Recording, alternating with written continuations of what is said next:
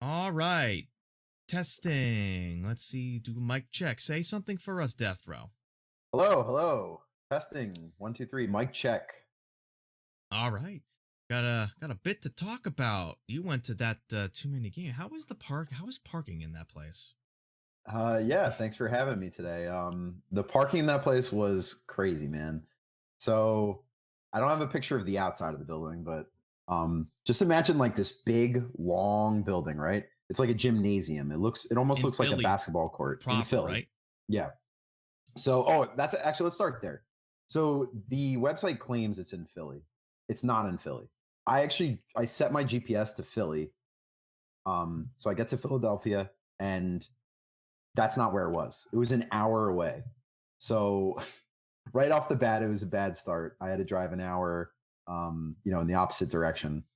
You didn't But check the no, driving before you went. no. Well, the thing says Philadelphia. The website literally says great. I would have still pulled up the specific address just to make sure, you know? Because if it's Well, like on the opposite end of I Philly, even that guess would have added a lot of time. I guess a smart person would have done that, but You this didn't guy check did until not you do were on that. the road. That's great. Yeah, So yeah. continue.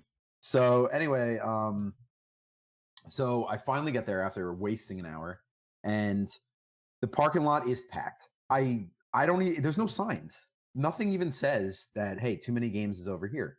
Um, it was they were sharing a building with something called the Pet Expo.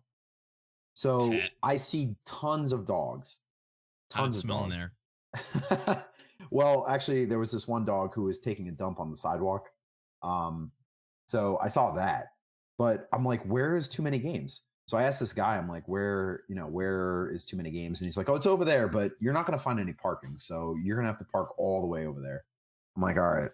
So I had to walk a while, but I eventually got there. So it was okay. But yeah, the Mm. parking was nuts. So many cars. I've never seen so many cars, not a single space. And most of them were these. Have you ever seen like those trucks that take up two spots? What you mean? Just like a big Just truck? like yeah, just like trucks that take up two spots because they feel like doing that. So that's what it Mm. was. It was a lot of that, and I think that's why there was so little spots. But yeah, Yeah. Well, they I had have to to park a bring while away. equipment and stuff, so should have Yeah, expected that. yeah, Mm. could have been that. But Anyway, was it worth the hassle? Would you say? yeah, no, for sure it was awesome, and I'm gonna show a bunch of pictures, cool stuff that I did. It was definitely worth the hassle, but let me tell you, there's a theme for too many games, and it was at least this year not. It was just not like thought through. It's not fully thought through. Nothing was, but we'll Mm. see that in the pictures. Um, Ah, yeah, but I mean, some of the stuff it was definitely worth it. But here, let me share the first picture with you, and you'll kind of see what I'm talking about. all right. Let me see. Let's see what we got. So this is the first And picture okay, here, it's on the stream. and this is what you see as you walk in. Um, Funny enough, there was actually security. So when you get I mean, there, that's pretty par for the um, course. yeah, you kind of expect security, but there's no metal detectors or anything. It's just there's a lot of bags. You can see here, this guy's got a bag. I This see person's got a interesting bag. attire already. Well, we'll get to the attire in a second. Um, What was your so, cosplay? well, I actually just went as a normal person. I didn't cosplay, but Oh, um, lame. yeah, I kind of chickened out on that. But you get there, and I open my bag. He's like, "Open your bag." You got to show them your bag. I literally opened my bag for 1 second. He's like, you're good, go." I had my jacket in there. Like I could have had something under the jacket, and he would have never even thought to look. But Mm. security was, I guess, kind of lax. But then again, it's too many games. What's somebody really going to do? Um, I mean, it's so mostly formality. Security, yeah, just the idea of security scares people away, and even if they're not the most secure. If someone, whatever. But anyway, security I sucks. No, not a surprise. I can agree with that. But you can see right from here. I mean, you can see the type of building it is. It was, I've never been to a convention like this. So what I do is I go to these things and I say to myself, all right, I expect to Never in see Comic like, Con. no, I've never been. So I expect to see like Pokemon like painted on the wall, like just I don't know, tons of video game stuff, like a I don't themed know. building, like a video game I themed building. honestly, But I would expect things to be more temporary. A couple of like cardboard cutouts. I wouldn't expect them to paint the That walls. Yeah, that's what a normal person I guess would expect. But me, I've never been, so I didn't think like that. This is literally to me, I think this is like a concert hall. They normally do like concerts here. It almost even looks like you see these garage doors, like trucks, like 18 wheelers could go through this. Yeah, they were probably filtering in all the kiosks and stuff like Well, that. that's probably what it was. But yeah, I mean, you get there and you see like tons of vendors and stuff, and you can see here. I'll like zoom in. You see like the vendors in the back, and this gets kind of blurry, but tons. People we buy games, all that. But there was definitely some people like dressing up and doing some interesting cosplays. You see this guy with his blue hair. I Why think don't you he's just scroll a little to the right? I think he's just trying to be a little interesting. Um, uh, and you get this girl. I wasn't talking about her. I was talking about that guy with the white T-shirt. I'm not sure what she's trying to be, but yeah, you can see the cat ears here. Um, Definitely an interesting thing to see as you first walk in. All right. Might want to zoom out in case we get striked. But Content yeah, strike. yeah, I mean, it's not a huge. Looks a little crowded, but as what you'd expect. tons of people, way more than you'd expect. So that's what you see as you walk in. Tons of vendors, everybody trying to sell you something. I'll show what I kind of saw as my next thing. So I'm sure there's a lot of everybody's going there personalities, for but what's that? I'm sure there's like a lot of good personalities too. Tons of good personalities. So, I ordered my tickets in July, right? It is now October, so I ordered them way early because I thought it might sell out. These are the kinds of things that don't sell out. But back in July, they don't tell you who's going to be there. You just kind of have to know or guess. Was Um, that early? Like you couldn't wait on buying a ticket? you can wait, but I thought it would sell out. I guess it doesn't really sell out, but that's at least what I thought. So, I kind of looked yesterday morning to see who was going to be there, and I saw it was going to be a bunch of different faces. We'll get to those. The first person I saw was Pat the NES Punk. Now, this brought back some good memories. Hmm? I haven't watched him in a while, but here he is. Oh, there we go. All right, good. What there? So I just sent you a picture. Let's put that up on the screen. All right. All right, so this is me with Pat the NES Punk. So this is the first kind of area of like celebrities that you see, right? YouTube content creators, right? So Dig his mask. great mask. He actually wrote a book, in fact, two of them that he was trying to sell there. So of course, they're not just going to be there to say hey and take pictures. They of course want to sell you something. So he was trying to sell his book. I didn't catch the price on it. It was actually a pretty cool idea. It was Was that his game review, like his game review, NES game review book? yeah, Where yeah. He reviews ranked the them games all and on then like a he 4 or 5 star rating. yeah, and then he says like how hard they are to acquire, which is kind of cool. But yeah, he's like one of the first faces you see, and he was very nice. He was able to sign my autograph book. He's cool with taking a picture. I have to say, COVID made this a little weird, right? Because like normally you'd be like, "Hey, can I get a picture with you?" and you put your arm around them, kind of thing. He was like, "Yeah, sure. Like, just stay a little bit away." So if you notice, there's like a kind of a little bit of a distance because he made me stand in front of the table, which is understandable, with COVID. But it's Yeah, a even weird before concept. COVID, it was common for people just to always get sick and Oh not want yeah, to do like shaking hands. That was always a problem. yeah. I think COVID just kind of brought that out more. Um, so yeah, but it's one of those awkward things. It's like like, do you shake his hand? Do you fist bump him? Do you not do any of that? So that was kind of weird, but it was really good to see Give his him a big face. hug. Yeah, yeah, yeah. Well, they actually had the I didn't get a picture of this, but they had the guy who voiced Mario all these years. Um, Yeah, Charles Martinet, if I said his yeah, name correctly. I don't know if that's how you say it, but that guy, yeah, he was there, and he said specifically on a sign, "No hugs." Um, Really? yeah, Did you take a picture of that? no, I should have, because honestly, I mean, that's really funny. I guess he gets that pretty often. People want to hug him. No I, hugs. I mean, who wouldn't want to Probably hug gets younger Mario? people. He probably Yeah, gets younger kids, and that's for the yeah. parents. It's like But control your children, no hugs. yeah, but that's the thing. He charged $40 to get a picture with him.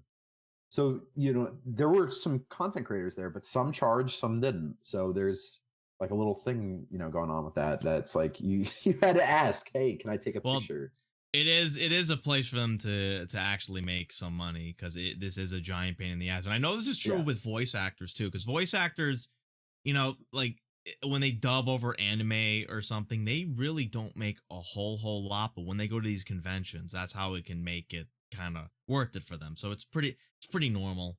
Yeah. And not to mention, if it was free, like the line would be never ending, and there'll be a lot of people who are there in like bad faith. It's like when I would equate it almost to like when you want to adopt a pet. It's usually a bad idea to do it for free. You want to charge something just as a show of good faith that someone's not just gonna take the pet, and you don't have this huge line. So everyone, hey, there's a free line there.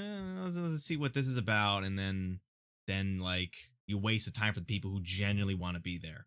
Yeah, no, I agree. That's exactly how it is for these guys. I mean, keep in mind, some of these guys are coming from far, far away, so they need a little something to compensate themselves for it. You know what I mean? Um, so yeah, I mean, I haven't watched Pat the NES Punk in a while. Um, After a while, he started kind of getting away from the NES stuff because how many? There's only a limited number of NES games. You can't after you review all of them. What else do you have?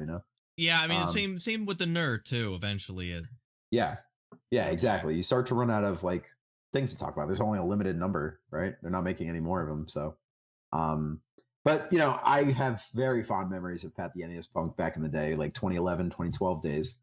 Um, he even had a collab with the Nerd at one point. So that was probably the height of his channel. Um, but it was Yeah, really it's cool to it's see a him. shame that he never really took. I mean, he's definitely relevant, but you compare him to the nerd. I mean, it's never fair to compare people like that, because Yeah, just some people were in the right place in the right time. And for Pat, I feel like he early on didn't get in the right place early enough. I mean, he's successful, sure, but I felt like he should be more notable. He should have more notoriety than what he actually gets. yeah. I mean, I'm actually looking here. He's got 250,000 subs. Um, so I it's mean, not a that's small more than number. me. Yeah, yeah, it's not a small number by any means. And he was on Pawn Stars. Don't forget that. Um, Oh yeah, I remember that. That was an interesting episode. I felt like he didn't actually want to sell those games. He just, yeah. wanted the exposure, because they were not having it. They want, like, I mean, Nah. it's normal for pawn shops. They'll rip you off, and the show's no different. Yeah, yeah, yeah. It was funny in that episode. I think he asked something like 20 grand. And they're like, all right, I'll give you 10. It's like, that's not even in the ballpark. Like, you know? Um, Yeah, but but anyway, he was yeah, I mean, also on A Thousand Ways to Die. Did you know that? no, I didn't really. What So did he do there? yeah, I don't know if you watch the show that much, but there was an episode about an old man getting access for the internet for the first time, and this was like taking place during the dial-up era, when images would load slowly. The premise of the death was that he was downloading an image that was very slow, and he got so excited he was jumping up and down on his chair, and then the chair's friction basically caused the air canister in the chair to shoot up into his you know what, and then he had got internal bleeding and died. And he was Wow. built. Pat the NES Punk was credited as an internet historian, which is, I guess, kind of close. That is really funny. I see it here on YouTube. It's actually on YouTube. Um, but I mean, that's so funny. He was on like some stuff, Pawn Yeah. Stars. He was on A Thousand Ways to Die. He had the collab with the Nerd, and then like I feel like he kind of just stopped growing, and I don't know. Maybe he just kind of stopped making content or changed his Well, I content. I know don't he know. has his own podcast, Yeah, with his friend Ian, his IRL friend, yeah. which we may or may not have drew inspiration from. Yeah. I used to watch that a lot actually. Um, it's actually funny looking at Pat here. He's changed hairstyles so many times. um, Yeah, which I feel like a lot of YouTubers, they like remain the exact same. Like, a yeah. lot of them don't change because they have like they think they have this brand, I Right, right, guess. right, But right. And Pat changed a little bit, maybe his that's one his of the hair and all things. that. Maybe that's one of the things. He's changed so much that people just kind of I don't know. shy away or whatever. But I mean, still, I'm not putting down Pat. It was great to meet him. You know, I He's will an give awesome Pat YouTuber. also that he comes across as like the most normal guy because the Yeah, nerd is more of a character. yeah, Scott the Woz also very much like a character. Pat is like I think the most normal kind of person yeah. Like it's that I like can think of just off the top of him. my head. Yeah. These are all like you just named some characters. For Pat, it's just him reviewing, and that's I feel that. Yeah. So I mean, I can remember several of his reviews back in the day on the NES. I mean, seeing some of those games was just really funny. Um, I specifically remember there was this Joust for NES. That game, he managed to take a game that really didn't look like very interesting, but he managed to make the review pretty interesting. So he always has like a little skit here and there, which are kind of funny. Yeah, in a similar vein to the nerd a little bit. Yeah, People have exactly. different styles, like either like non sequators, like Scott the Woz a little bit, or like, well, the nerd has less skits and is more just like a lot of well put together choreo like cinematography. Right. And I think I remember Pat. I haven't watched any of his videos recently, but it did have the occasional skit. Yeah. Actually, funny looking at this picture, you can see that the thing was sponsored by Monster. Monster always goes hand in hand with gaming. Everybody always associates the two. But Yes, you know what's Wix, missing from this Wix. lanyard? Doritos. Everybody always brings Yeah, up where's the Doritos Doritos? Everyone and loves Monster. Doritos. I Yeah. don't have any. I don't have any right now, but I want some. Hashtag not sponsored. Hashtag could be sponsored. um, yeah, I mean, you kind of put the two together, Monster and Doritos. So I think Doritos kind of missed out here on that. But um, there was this guy here. Oh, this is Frank. I just realized now. This is I think his name is Frank, isn't it? I really can't. I thought you were talking about Frank, the Pat's friend, Pat's older neighbor, but that's not who you're talking about. Oh no. Um, I can't remember off the top of my head, but yeah, there were some people at these panels. But yeah, I mean, he had several people here at his panel. Probably just employees just trying to sell his product or whatnot. But seeing these YouTubers for the first time, it doesn't like it's weird because you see them and you feel like you've seen them a million times before. You know what I mean? Like you feel like Yeah, you you've get known kind them. of you kind of Yeah. like feel like you know them in a way. Right. You know Right. what I mean? Yeah. Like seeing them in real life, it's like it's no different than seeing them on the screen. You've seen them 100 times before. You know, a million times before. So it wasn't as weird as I thought it would be. Um, By the way, hey Dan, how you doing? Hey, Dirty Dan, what is going on? Who's the real Dirty Dan? What's the DG stand for? I'm kind of curious. Um, I don't remember. let me show another familiar face that I Oh, I saw. forgot to put the banner on. Ah, I knew I forgot something. There we go. Too There many we go. games banner, just so you know what you're watching. All right, so this is another picture I took of a YouTuber. Not the greatest Let me picture, pull it but up. we'll There you show go. it. Who, So what am I looking at here? I so see a cloaked here's just figure. more. This was actually where they were doing a raffle. So this is what I mean by it was very uncoordinated. So they did a raffle where they're giving away a whole like gaming PC, right? Like that's really Mhm. exciting for gamers. The thing was like a $4,000 PC. It was really expensive. It was a very good like gaming Hmm. PC. But they didn't even say like, "Hey, we're doing a raffle at XXY time," you know? Um So when was it? so it was I mean it was at 4, they had one at 7, they had one at 8. But how am I supposed to know that? They didn't announce any of that. You just saw a big crowd of people, and I'm like, "Hello, what's this for?" And they're like, "Oh, they're doing a raffle." Um, so Random. Well, yeah, that's probably good. If you manage to sneak into it, then less people knew about it. well, here's the thing: when you go in, you get 2 free raffle tickets, right? So you're granted Oh, 2 that's entries good. in. Usually Yeah, that's a rarity. You usually have to but pay up front. right, you can pay for more. But here's the thing: you can enter those tickets at any time.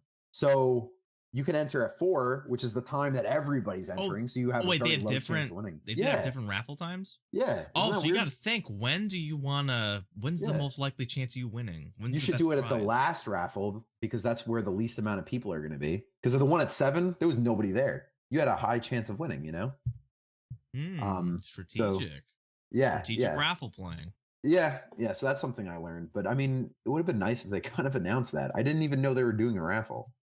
But anyway, yeah. Well, So onto this. you missed the raffle, but who's the personality in this picture? So well, let's talk about who's the cloaked figure. Yeah, these are some. The Emperor showed up. No, I think this was like a devil mask that they were wearing. Oh, cosplayer. Yeah, it was a cosplayer. It was like I'm trying to see what's on that shirt. What is that? Is that which Teenage shirt? Mutant Ninja Turtles? The top right shirt. This one here. Yeah. Too many games. Too many. Oh, it looks like the Teenage Mutant Ninja Turtles logo. Cool. Yeah. They had a bunch of cool designs actually. But this is Kieran from Cinemassacre. You've probably seen him on the podcast. Yeah, the Cinemassacre podcast. Yeah, actually on last week's Cinemassacre's podcast. They were talking about this. They were talking about aliens. Yeah. And he goes on they were talking tangent. about that was the topic of the last podcast, and they were talking about going to this too many games. Yep. And he goes on a tangent about aliens for like 10 minutes, and it's so funny to watch. Several people brought it up, and he was laughing the whole time. Yeah, he was the wrestling heel. That was really funny. I was sort of like half paying attention to that podcast because a lot of times when I listen to a podcast, it's like I put it on and then I play a game that but and then I don't mind if you do that for mine, by the way. But at the same time, it's like I'm not focused, and sometimes I miss. But when he was talking about that, like the shit with the aliens, that was distracting me so much. I had to stop the game and just listen because it was really funny. Yeah. I mean, he feels very strongly about his opinion on aliens, but that I highly suggest that podcast. That was very funny. Yes. I'm sure they need a promotion from us. Yeah. Anyway, what's something? I mean, he's rather new, right? He's newer to the Cinemassacre channel, so he's not like a classic YouTuber or anything. But one thing that I did want to just kind of note on him, which is really funny, is in like 2011 at a convention, he went up to the nerd and he was like, "Can I please, sign this? Can you please sign this for me?" And he was like, he had to wait in line, and he was like a huge fan. And now he works with him. Isn't that just like so funny, Yeah, and then it's like I would be thinking, why did I waste my time meeting him then when I could have just waited and got hired, and then I wouldn't have had to go through all that. Right. I mean, back then it was probably a lot easier to meet the nerd and stuff because like he probably had a smaller following. Probably never was.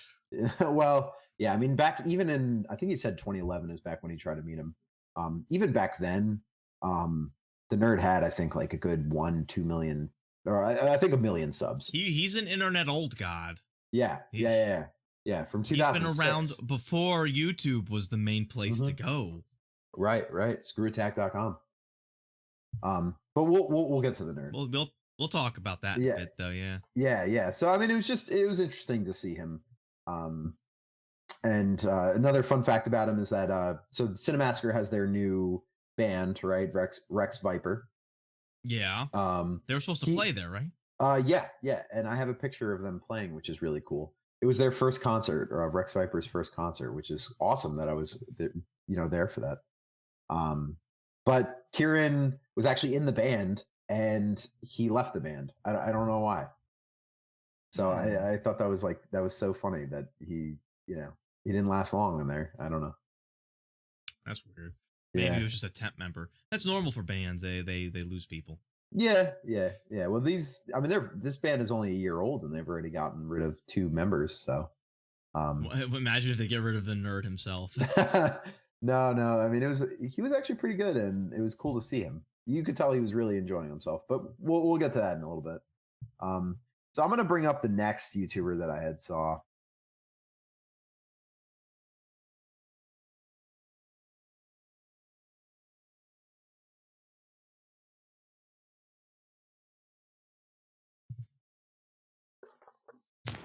right, let's pull that up. All right, so Everyone's got a freaking mask. yeah, masks were But Scott the required. Woz. Yeah, masks were required, so everybody had a mask. So seeing the YouTubers cool, but also a little weird because they were wearing a mask, so you don't really recognize them. How do you know they're not doppelgangers? They just look yeah, like it from the eyes up. Yeah. Actually, the next person I'm gonna bring up was like you couldn't even tell it was them. But yeah. Actually, look at this guy photobombing my picture here in the background. That's kind of funny. But yeah, this was Scott the Woz. Looks like he's not even at a booth, but you just stumbled into him in I the middle did. of the I thing. did. Yeah. I literally stumbled into him in the middle of the. This is actually in the same places where that Kieran picture was. So you in the last picture you guys saw Kieran right here. And yeah, this was just a different time. I ran into Scott here.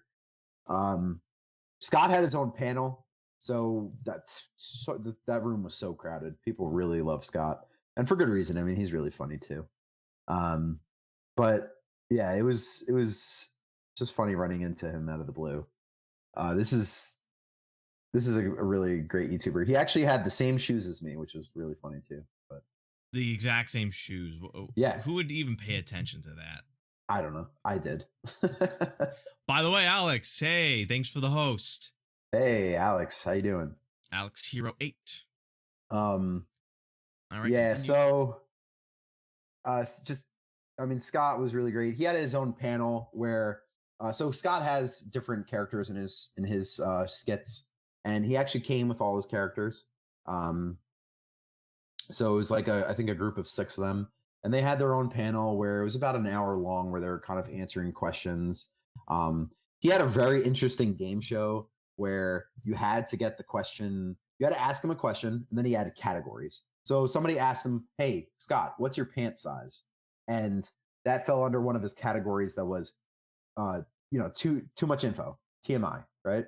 Too personal. So it's almost like Jeopardy, where you have to they give you the answer and you have to give the question. This is like you give a question for a category, I guess. Yes, and then you have to do he had different little things going on where you had to take one of those. He bought all these very cheap things from Target. You had to take one of those very little those cheap bow and arrow things that you get for the 3-year-olds. They have little suction cups game thing. Yeah, they have that never cups. stick to anything. Yes, no, they never work.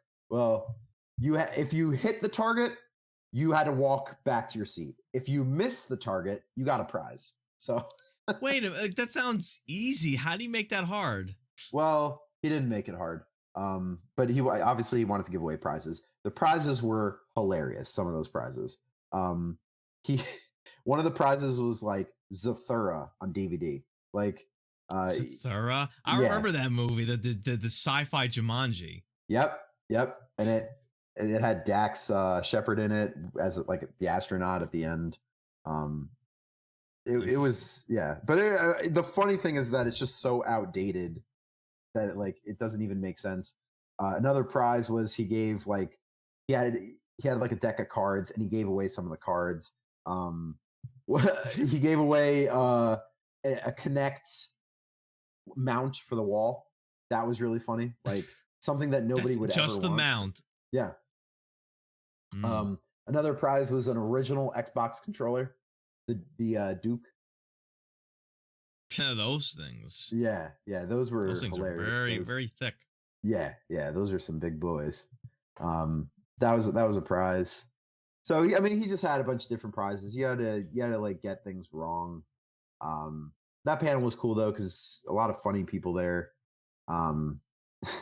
The people that were answering the questions were quite interesting. I have the whole thing on video, but I don't think I can show it because there's music in the background and stuff.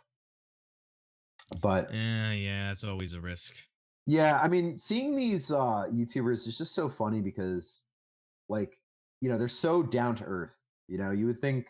I mean, Scott the Woz, he has 1.5 million subscribers. That's not small time, I honestly don't remember how long Scott the Woz has been around, because I've only really started watching his videos kind of recently. I think he's been around a while, but he started to take off fairly recently.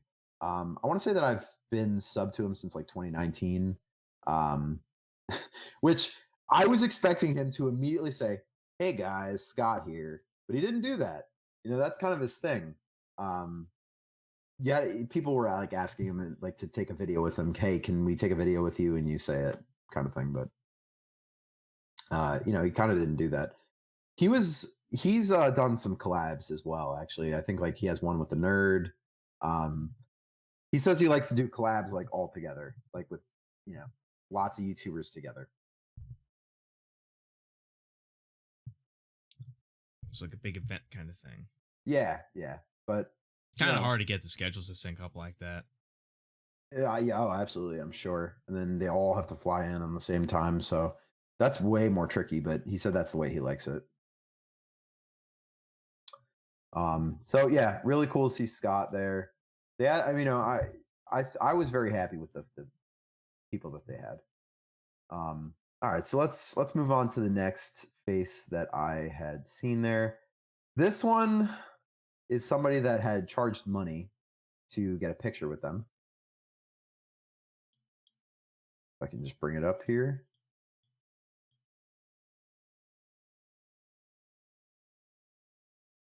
So, do you recognize this face? Oh yeah, Doug Walker. Yeah. Nostalgia critic. Yep. Doug Walker, and he charged I think $20 to take a picture That's with pretty him. modest. It was it was not as crazy as the $40 for the voice of Mario, but his was for charity, so it went to a good cause. He even had like the name of the charity there. Um, he was selling DVDs and Blu-rays actually. Nice. Yeah, but I did not have any cash with me, so I didn't want to take the picture with him. So I just got a picture with these guys. Um, but it's just so Randos. funny. Yeah, yeah, kind of got the picture there. You should He's have doing. photobombed them like that other guy photobombed you. That would have been smart, actually. Yeah, I should have done that, but It would have been smart. Yeah, I that's didn't. one I way to didn't. put it. I didn't pay, so I didn't. I don't know. I feel like that's kind of cheating, right? Little although, bit. although it was $20 to just get a picture. So I think there's three of them here in this picture. These three guys, they only had to pay once, so it's not $20 per person. It's just $20. So what All you right. could have done is you could have That's gotten fair. like a big giant group of people, and we could have all taken a picture together, and then just pay the $20. But I don't know. It's for charity, I guess. Who cares, right? Yeah. Might as well just pay it. But yeah, he was the first time I saw him. So I actually walked right past his booth at first. I didn't even recognize him because he had this like yellow mask on, right? And I mean, you can't really see it here. He's kind of covering it up. Um, but he had a yellow mask on. I didn't even recognize him at first. Um, he wasn't wearing the traditional He's hat. very known by his uniform, and he's not Yeah, wearing it. yeah, he's not wearing it. It specifically said he was there as Doug Walker, not as the nostalgia critic. Like it said, Doug Walker. Okay, I guess I it even gives his character a break. Because yeah, for him, it's like a bigger differentiation between him and his character. right. He likes to make that known. Um, I actually got a signature from him. He was doing signatures for free. Um, he signed it as Doug Walker. So I imagine he has two different signatures, one for Doug Walker, one for Nostalgia Critic. I honestly don't know. Is that a normal thing that like some personalities or even actors do? Curious. Well, so I had met James Rolfe later in the night, AVGN, Angry Video Game Nerd, and he has. So the way he signs is he signs James, and then below it he puts AVGN. So he's kind of doing both, right? Uh, which that's got Gets to the point across. yeah, it gets the point across, but that's got to be really annoying to do all night. I mean, think about that. Doing James AVGN every single time. I mean, that's a Well, long it's a signature. signature. Yeah. It's a muscle memory. Yeah, well, that's true. Yeah, but yeah. But So just drawing and just writing in general for that long, that must be irritating. You oh, I'm think people would sure. accept if you just have like a laser engraver to do the signature for them while they just sit there look at the thing? That's funny. Actually, I forgot to say when I went to Pat, I went up to Pat and I said, "Hey, Pat, can you sign this for me?" I actually All right, where did I put it? I left it back there, but I asked him to sign the back of an NES cartridge, and it was actually a game that he really enjoys. It was NES Open Championship. It's a golf game, um, but he had signed it, and it was my Sharpie, and he forgot to give my Sharpie back. He like took my Sharpie. It was like He stole your Sharpie? yeah, it was weird. Well, I only had one, so I thought I had to bring my own. All these guys have had their own. Although the consistency is not there. People bring their own. Like, of course they. I thought that would be a given. Of course they would. You thought the people had to bring their own pens and Sharpies. Well, here's the thing: the consistency for the signatures is not there. Some of them had gray Sharpie, some of them had black, some had other colors. Like for me, you wanted to force consistency. The problem is, I Yeah. think a lot of them would be kind of put off because you're taking from your hand your Sharpie and it's like trading hands as opposed to them just for COVID writing and their own. germs. Absolutely, yeah. See, that's where COVID kind of ruined a lot of this, or changed a lot of this rather. You know, they don't want to touch anybody else's Sharpie. They don't want to shake your hand. They just fist bump. You know, whatever. But yeah, I mean that was just kind of funny. He stole my Sharpie, but yeah, Demand it back. We need to start a Twitter campaign. Sharpie. No. Sharpie thief.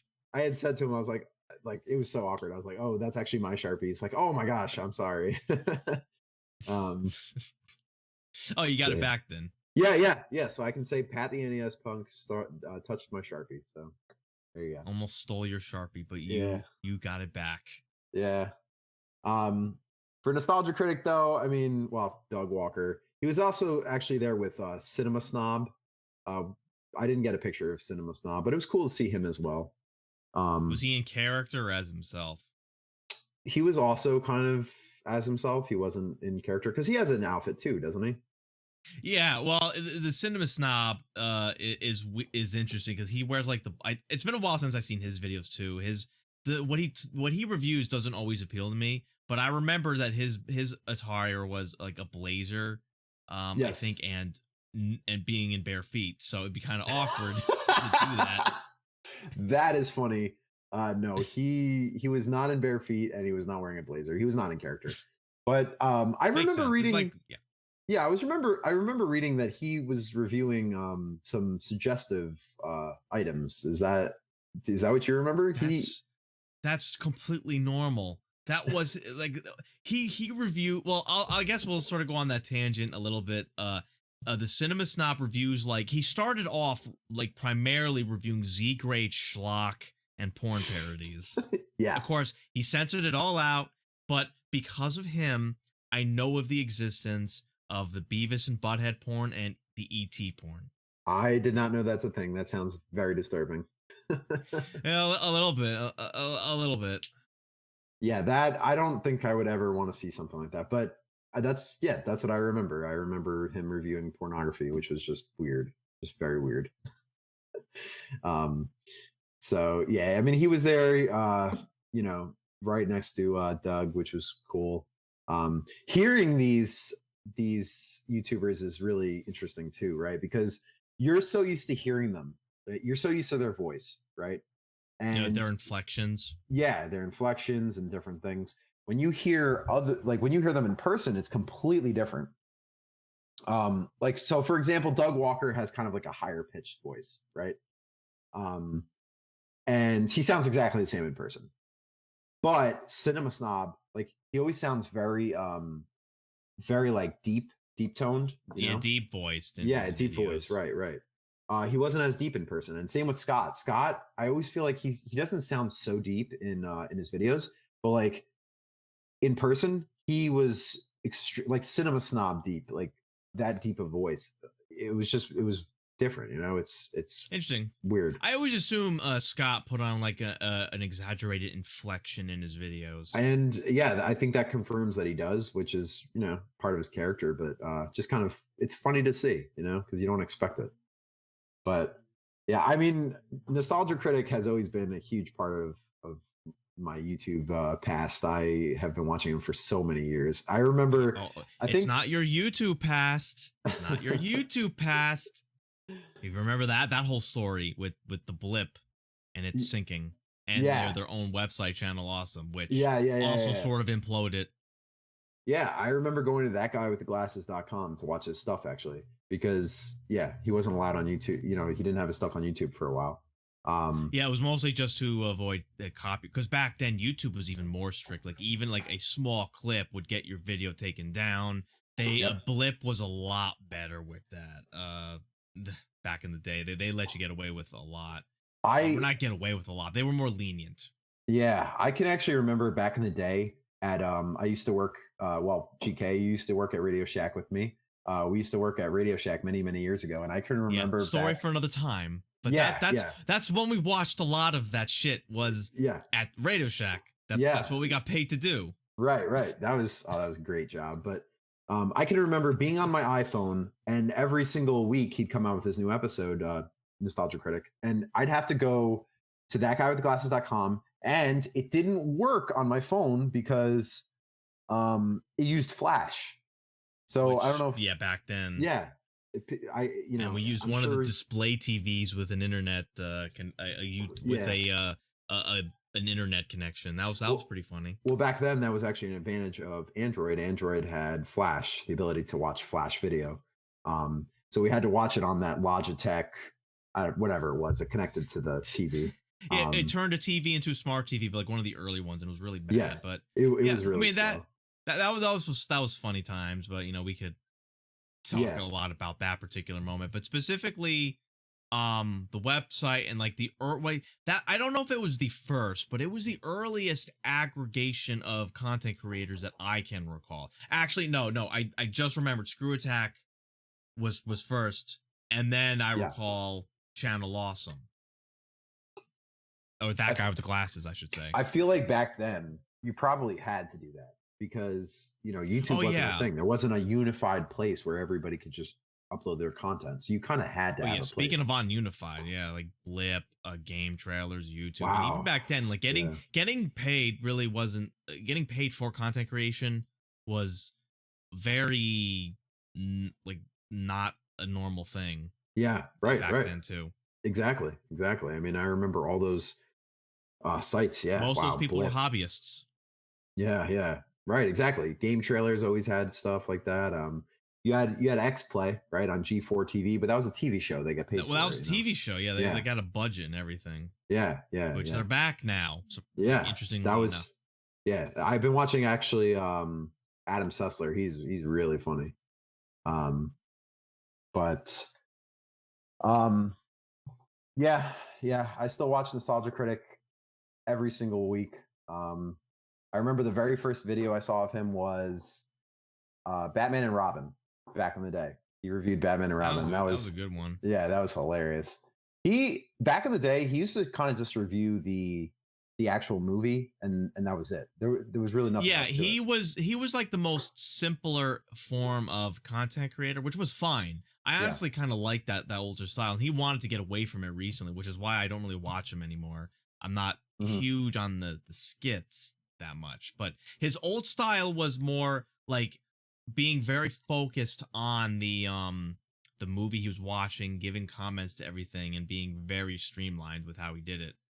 That was a Right. which was a lot more streamlined than even the nerd. The nerd was like, because he had actual filmmaking knowledge, he actually Mhm. made like a little mini movie with his videos. Right, right, right, exactly. And then Nostalgia Critic kind of changed it more to very skit based, and I feel like now it's a lot less skit based. Like he kind of has I removed a haven't little watched bit him more recently. I have of to the like skits. see. Yeah, I mean his recent stuff. He very recently, I think within the past month, he released a review of The Mask from '94, I think it was, with Jim Jim Carrey. Carrey?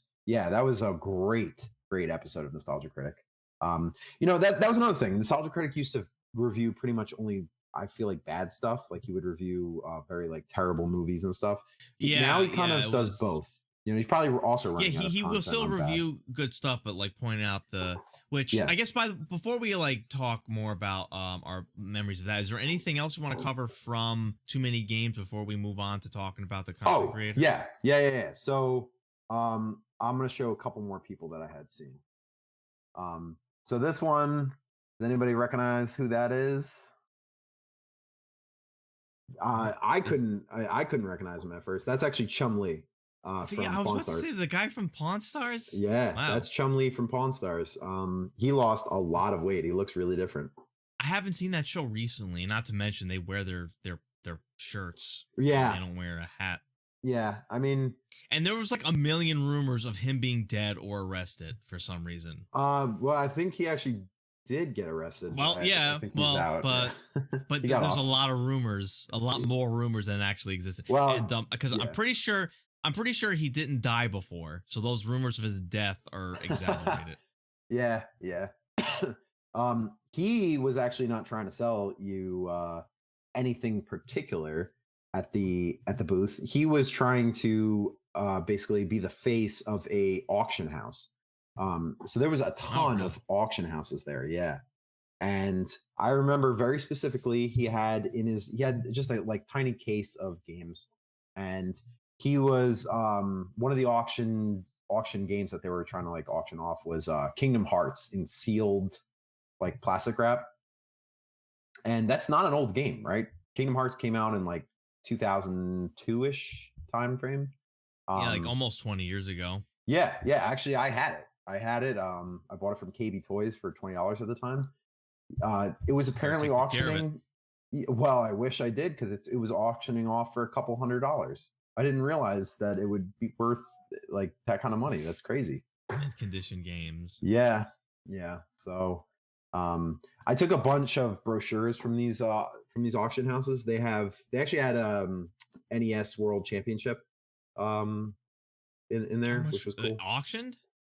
Yeah, they're auctioning it off. I think it's Oh, that how much auction did that completed. go for? Well, I think it completed. That one I think was $80,000 or something like that, which is just Damn. crazy. Yeah, they had Legend of Zelda, the original one for the NES, in like uh Sealed box, shrink wrap? yeah, sealed and everything. It was even graded and everything. That was selling for $20,000. So it's just who's buying this? Like, who has the money for that? That's crazy. Collectors. Yeah, yeah. But I mean, anyway, Chumley wasn't trying to sell you anything. He was just trying to be the face of the auction house, which is pretty cool. What's his hat? I can't. Is that an Eevee or what is that? It's hard to tell Oh, from this. I mean, it looks like a that cat / dog / Eevee. looks I like a don't know. Doge. Yeah. It does kind of look like a Doge. Yeah. The 8-bit Doge. Yeah. Oh, you can see it here. I wonder if that's a symbol for anything that I'm just not recognizing. Yeah. I don't know. I'm not really recognizing it either. Anyway, so yeah, that was Chumley. Really cool to see. This was not particularly a person that I had seen, but I just kind of wanted to bring this up because I thought this was kind of funny. So here is at a booth I had seen this. All right. What do we got So here? A bunch of games. we have some Are those NES price games. tags? I can't try to zoom in. I can't really. Yeah, so these are price tags here. Here we have we actually can't see this game for the Sega CD. Freaking Wow, what a gem. 32X game. Yeah, 32X. What a gem. T-Mech. $200. That sounds What the like a great hell's T-Mech? game. I don't know. It sounds like a great game, doesn't it? $200 sealed. Popeye. Popeye, $300 sealed. Wow, man, some of these prices. Did you get any of those? Yeah, no, that's way too much money for me. Here we go, Legend of Zelda. This one's not, shrink wrapped or anything, but it's not sealed. But here it's just the box version, $180. That GameCube game has to be cheaper. What is that? Okay, so Go Hyper Grind. Yeah, no, $450. Wait, what? Well, Yeah, I I've don't even never know what that game is. Why is that so expensive? Well, that's I gotta probably look why that up. That's probably why it's so expensive, because it probably didn't sell well. That's funny. Well, Go what was Hyper this? Grind.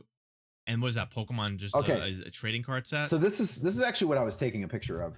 So for anybody who's kind of watching, this was like a very common binder. I feel like anybody who had Pokemon cards basically had this binder in the 90s, right? So this is super common to see. And I see the binder and I used to have it. I don't have it anymore because they always fell apart. They were cheap. So I see the thing and look at this price tag. $600. is it just for the book? I'm like looking at myself. I'm like, that's just for the That's book. gotta be it's just gotta be the book, because those went to kids. Oh wait, complete set. Well, I didn't see Oh, these at first okay. because I thought they were just selling the book. $600 just for the book, but it was a complete set of Team Rocket. The Team Rocket set. Even the book itself, because you have to understand that it mostly went to kids that threw them around, dropped Yeah. them. Yeah, well, think about it. them I mean, up. I had this, and I was bringing it to my class every single day, showing all my cards off, in school. So the thing ripped. There was one point where the cover actually ripped off because they were cheaply made. So, but this made me laugh because you look at the price tag, you think it's $600 just for the book, but yeah, no, it was the whole card set. Is that what's this, like to the right of that? Is that a Game Boy camera? camera? I didn't even see this at first. This is the Game Boy print or the Game Boy camera, which I had a printer attachment. This actually, fun fact, this is the whatever year this came out in. This is the world's smallest digital camera at the time. Interesting. Yeah. If what about this thing? Would this thing have been worth anything? Oh, what is that? It's hard to see. Is that the Game Shark? The Game Boy Advance Game. Let me do this real quick. Hold on. It's the Game Boy Advance Game Shark. Wow. You remember this? I actually I had one of those and it broke into pieces. Like the thing was also cheaply made, so that's got to be worth a pretty penny. Well, I'm holding on to it. Yeah, I hear you. All right, so let's see. I have two more pictures that I wanted to show real quick. So this was towards the end of the night. They did a concert for Rex Viper. It was actually their first concert, so they had to be super nervous, right? I mean, think about that. That's your first concert ever. So this is a picture of Rex Viper on stage. They had the whole stage. It was on a stage. I was right in front. I actually went 2 hours early to get a good seat, or not seat, but a good spot. And I was in the front spot. They had their little banner in the background, Rex Viper. This is the lead singer. Don't know his name off the top of my head, but if you watch any of their videos on Cinemassacre, you'll see him there.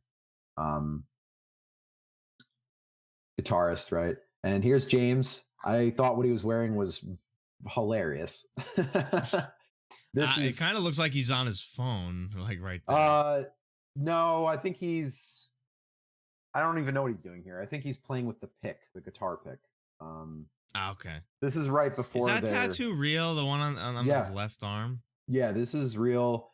Fun fact: if you watch the nerd episodes, you can sometimes see it popping out of his sleeve. Yeah, I thought it was something else. I didn't know it was that big. No, it's big. He shows it off in one of his podcasts. It's apparently, I think he says it's Judas Priest, like the band. It's a tattoo from Judas Priest. But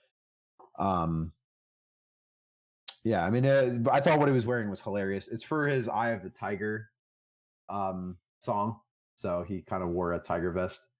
Right, the one from what was that? Something of the Black Tiger, that really bad. Oh, that's the one that got Gilbert Godfrey. Yeah, that was hilarious. Right. That was actually really, really funny. But yeah, this was what he decided to wear. He actually, because he didn't wear this. He only wore it for one song, so he actually went off stage to change real quick. And then came back. I think, or maybe it was under his jacket, but it was just kind of funny that he had to change. This is his guitar. He wore layers. He should have had a normal one, ripped it off for the Eye of the Tiger, and then ripped off the Eye of the Tiger and have a normal one underneath again. What is this, SpongeBob? They do that in SpongeBob. But he actually changed guitars for this song. That is apparently an, I think, 7 or 8 string guitar, which is just crazy. They even made a little joke. He was so musically gifted. Well, they actually brought in his trainer to thank him during this, because apparently James learned how to play the guitar in only a year. Like he's on, he's only been doing it for a year, and here he is on the. That sounds crazy. First concert.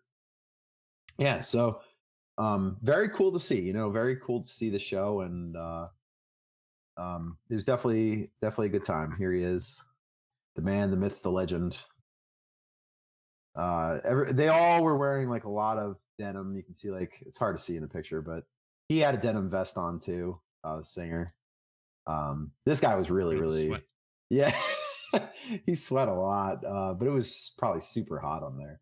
He was like, he was moving everywhere. He put on a really good show. Um, but anyway, yeah. Let me show my last picture here, which actually shows the whole band. So here, after the concert, they did like a kind of a meet and greet and kind of like a signing.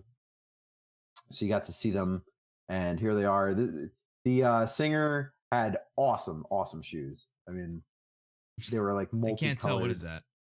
that? Is They're that just a design? yeah, they're Converse. They have like they're like neon. You should have seen them with the black light on them. It was really cool, but it was like bright yellow, bright orange. Um, yeah, here's James. Kept his little tiger shirt on. um, so that's the he did keyboard. He did guitar. That's me. There's Justin. Justin, you'll know, does backup vocals. He was also he's in the Cinemassacre podcast as well. Yeah, and he was also the violator in that episode of why am I blanking on the name of it? Oh, What the Spawn. hell? Spawn, yeah, geez, Spawn. He was a violator in Spawn. Yeah. He was also a random guy who got sick on an episode of Chubby Emu. Really? Yeah, I don't know if you know who that is. Another YouTuber, which we can talk about in a bit. Yeah, no, Justin, I think he works for Screenwave Media, right? Which kind of works with Cinemassacre. I think they work with Scott the Woz. He also works like he was an employee at Too Many Games, right? So I don't know. They're all affiliated somehow. I think Screenwave Media might own all this stuff. I don't know. Hard to say. A little network. It's like all back end. Yeah, stuff. yeah. Do you remember the name of that media? In like the early 2011 and 12, they were huge. Maker, wasn't it Maker Studios or something like that? Where that they sounds familiar. Yeah, they owned Smosh. I think they owned like a bunch of people, and they I might be misremembering, but that might be them. Yeah, they owned Machinima, I think, and they screwed so many YouTubers out of their fortune. It's so sad, but I don't know. That's starting to. I feel like that's starting to be Screenwave Media because they own so much now, you know. But anyway, yeah. So this was the band. Really cool to see. James. Here's actually my poster. They all had signed my Rex Viper poster. Here's James's signature. Cool. Actually, see, it's upside down, but here's James and then he does AVGN underneath. But see, look, you can see right here. There's no consistency on the markers, and this really makes me mad. Brown, well, silver, why do you care so much? Brown, black. It's the signature, not the marker quality. Yeah, I know. But yeah. You shouldn't care so much about the marker. And, here's my NES game, which Pat the NES Punk signed right here. You can see the punk is right there. And then James signed it right there.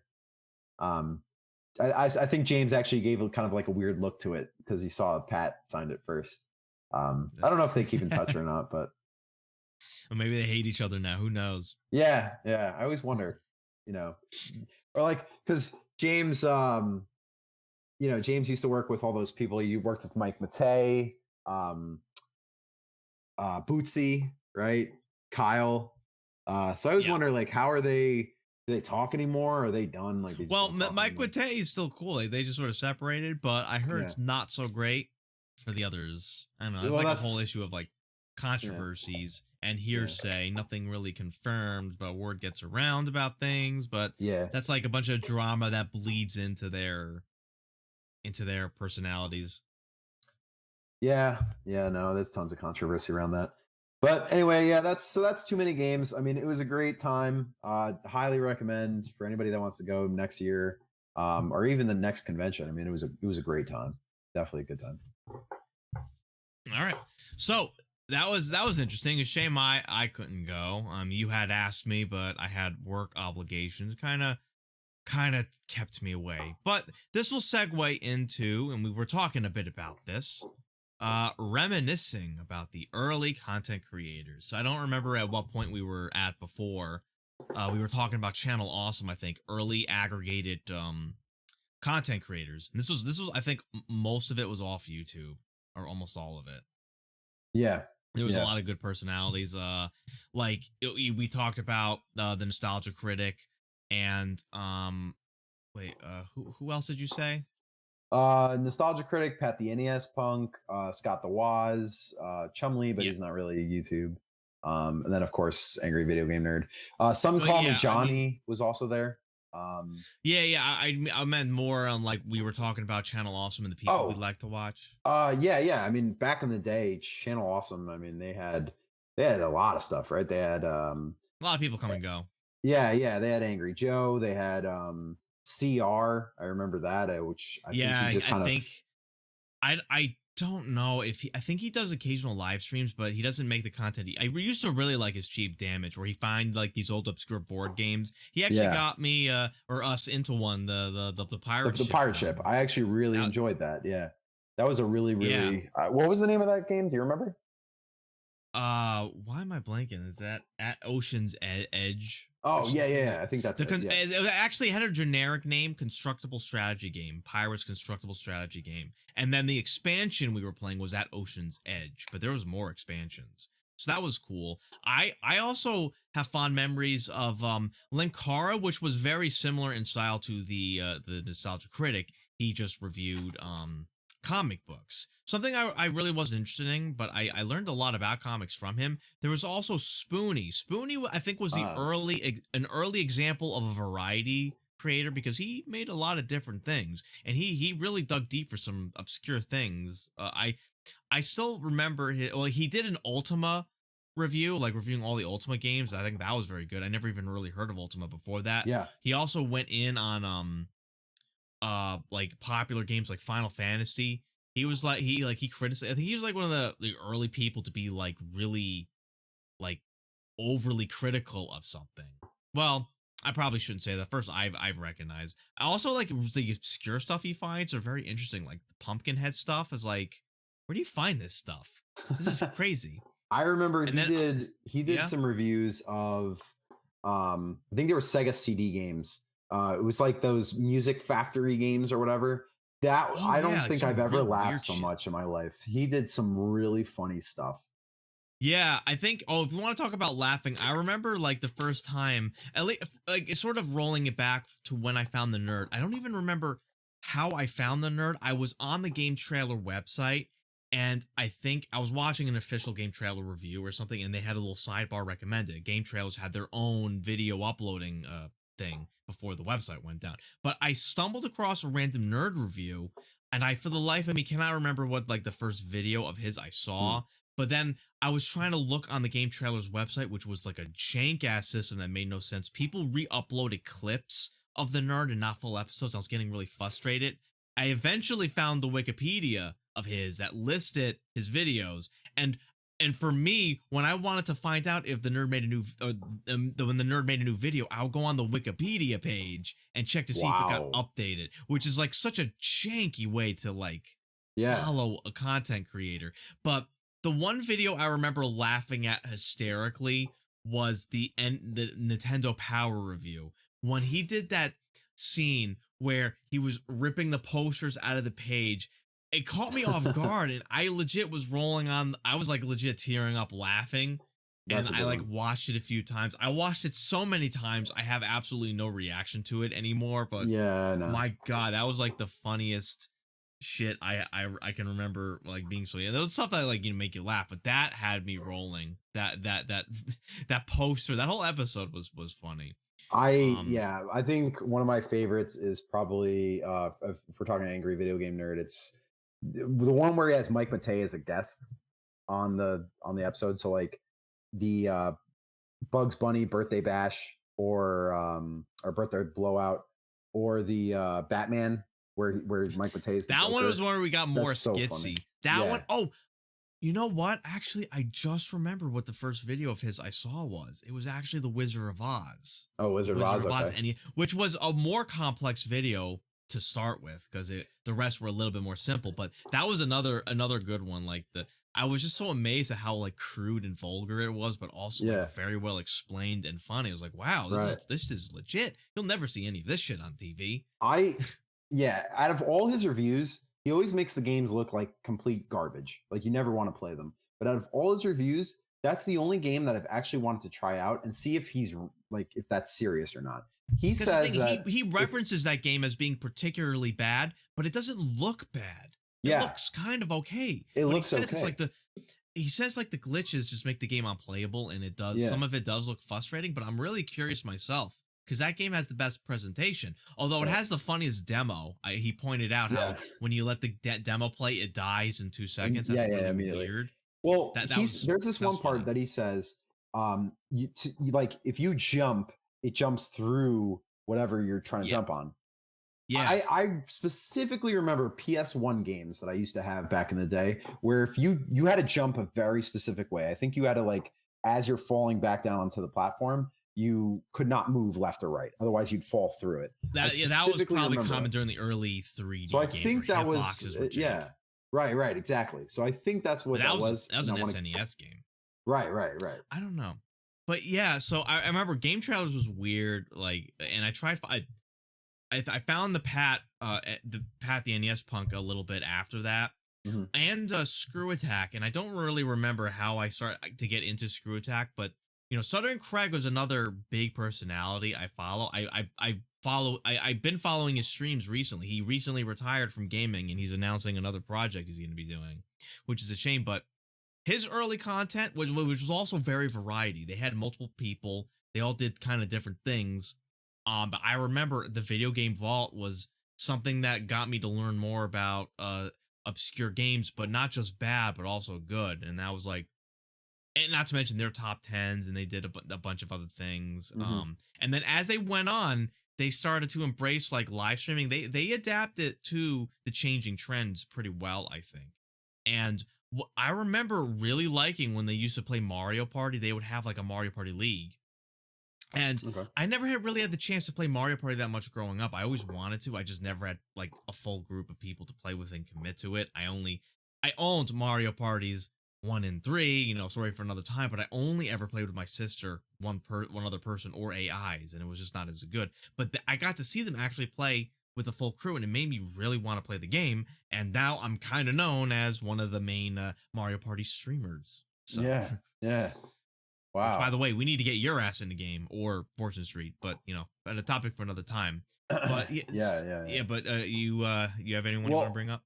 yeah, I mean, I can remember those days where I actually had to, I mean, this is so far back.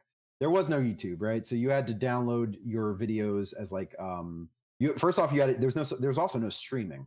From what I remember, you couldn't really stream video on the internet. No, It Justin was TV was not a thing yet, and that was the yeah. first thing. Yeah, exactly. So you had to download your videos and that took forever. That was a bitch too. Yeah. Those videos were downloading at like maybe a megabyte per Yeah, per God, 10 seconds. and that was 20 back in the seconds. dial-up days. And God help you if someone tried to call your house. Well, we had broadband, but it was not Oh, lucky fast. you. It was not fast at all. So I used to download my videos. I remember downloading them actually out of iTunes. So I would download XPlay. I would download game trailer stuff. I want to say Screw Attack was in there as well. So I would download them off of iTunes. I'd load them onto my iPod Video, and I'd Ooh, watch them on really? my iPod Video. That's pretty good. I never did Yeah. anything like that. I don't know if the way you downloaded things worked the same. I remember doing this a lot on YouTube and also Newgrounds videos where my internet was slow, but when it got like maybe a little bit done, I would be able to watch it, but then I had to stop. And I would used to like Oh watch it in yeah. bits, roll hmm it back, watch it again as it's like taking forever to download. And I hmm funnily enough, I think, well, internet's fast enough where that's not an issue, but I don't think you can do that anymore with the way the buffering works on YouTube. Like if you lose connection or if it's slowed down, like the whole video is Yeah. basically dead. Yeah. It like decaches it. Like Yeah, you can't go Yeah. back. Yeah. I guess that makes sense considering how high quality it is, because Hmm. they It would take up too back much then it memory. was, Right. yeah, Yeah. back then I think the highest was like a 240. Like Exactly. Yeah. it Exactly. was like the bare minimum to work back then. That's so funny. But I mean, yeah, back in the day, I mean, I can remember where there was no YouTube. It was called Google Videos. I remember Google videos. Holy Yeah, shit. Proton John was like a big Google video personality. That's another one. Proton I don't John. watch That him. actually sounds really familiar.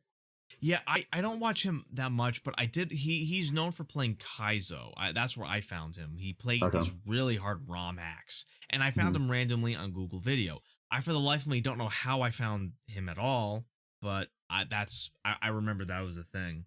I mean, what's kind of sad is like there's some like content creators from way back in the day. You'll never be able to see them today. They're anything they Yeah, have is gone. yeah, It's been unless deleted someone off downloaded it YouTube. or they Right. have it saved, it's gone.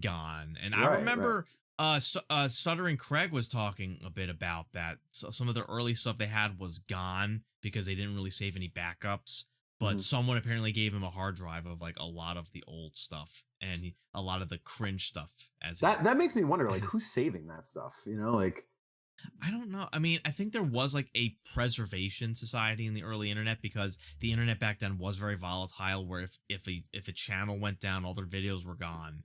And I think there were people who would basically put them on the Pirate Bay. They would put like people's videos, uh, like just to be re-downloaded. I think that was a wow. somewhat common practice. I think less so now, but I think people still I don't know. I think there's always like caches saved somewhere of these videos, but Right. Right. there's like people who would save, like especially if anyone's like quote unquote on risk of getting banned, like their videos would get saved. Not to mention the content creators now are good about saving their own videos and stuff Yeah. like that. Well, it's a completely different world now. Yeah, but I there's that old adage like what's if it's on the internet, it's forever. But that wasn't always the case. Some stuff did get No, lost. no. Yeah, I can remember. I mean, I had the iPod video, but I also had the PSP. So the PSP was a much bigger screen. So you always wanted to watch your You stuff still on had a that. squint. Yeah, you still had a You, squint, but I can remember it was better down. than the Game Boy Advance video. You had to download your yeah, the Game Boy Advance video was bad. You had to download your videos, then you had to convert them to MP4s, and then you could put them on the PSP. Yeah, it was a complicated process back then. It was Yeah. they didn't have programs to make it easy for No. you and all that. No. Yeah, So, it was tricky. speaking of stuff being lost, I just remembered because the channel Awesome in general, they were all on Blip. Blip was Mhm. about to go under, and there had to be a big push for people to save their videos to YouTube. And Right. it's a lot of people had to like re-edit their videos because they had copyrighted music or something like that. And I remember a couple things did get lost. A couple people who were on Blip, but then they sort of quit early on. Their videos like, maybe went under. The only thing I really remember, I tried looking for. Uh, uh Walker had a bunch of other he didn't just do the nerd. He also did that guy with the glasses, which people don't know is actually, well, a lot of people do know this, but it's not common knowledge is that that's a totally different character that gives advice, but I think he retired it long ago. But I that was actually did the not know name that. is. I always wondered what that guy with the glasses is. Like Yeah, that guy with the glasses was a guy who was in a robe who would give advice to questions. So that was where it oh, started. He also did like I forget what he called the show, but he also did song. He actually made it deliberately, and I just remembered it. He made it a deliberately an annoying titles like songs that don't have lyrics, but I added them anyway. Ha! And it was literally songs that he added lyrics to, like the Simpsons intro, Doug, and apparently a couple of those got lost.